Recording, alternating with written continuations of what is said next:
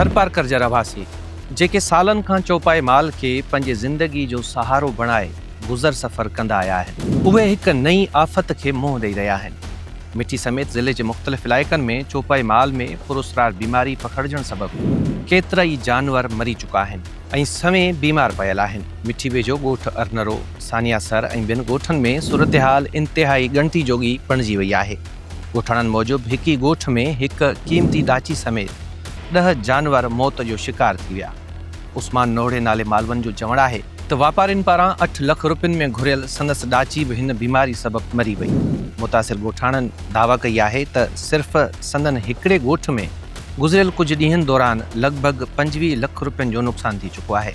हिननि जो चवणु आहे त लाॻापियल लाइव स्टॉक खाते जे डायरेक्टरनि खे बार बार इतला ॾिनो वियो, इलाज ऐं वैक्सीनेशन जी अपील कई वई, पर अञा ताईं को बि अमली क़दम न खयो वियो आहे। ॻोठाणनि जो चवणु आहे त बीमार जानवरनि जे मुंहं में गोगियूं पैदा थियनि थियूं, उहे आहिस्ता आहिस्ता कमज़ोर थींदा वञनि था, खाइण पीअण छॾे ॾियनि था ऐं पोइ मरी वञनि था। मजबूरी सबबि हू पंहिंजे वसीलनि सां इलाज कराइण जी कोशिशि कनि था, पर घणा जानवर बची नथा सघनि। थर जहिड़े ॾुकार सटियल इलाइक़े में चौपायो माल रुॻो आमदनी जो ज़रियो न आहे, पर माण्हुनि जी सबूरी मईशत, ॿारनि जी तालीम, घर जे ख़र्चनि ऐं मुस्तक़बिल जूं उमेदूं बि इन्हनि जानवरनि सां वाबस्ता आहिनि। अहिड़ी सूरतहाल में माल जो मरणु रुॻो माली नुक़सानु न, पर हिकु वॾो समाजी अलमियो आहे।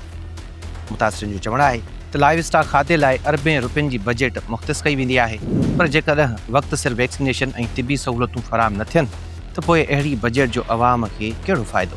मुतासिर ॻोठाणनि सिंध जे लाइव स्टॉक वारे वज़ीर ऐं सेक्रेटरी खां मुतालबो कयो आहे त फौरी तौरु नोटिस वठी मुतासिर इलाइक़नि में माहिर टीमूं मोकिलियूं वञनि, बीमारी जी जांच कराई वञे, वैक्सीनेशन मुहिम शुरू कई वञे ऐं लापरवाही कंदड़ अमले ख़िलाफ़ सख़्त कार्रवाई कई वञे।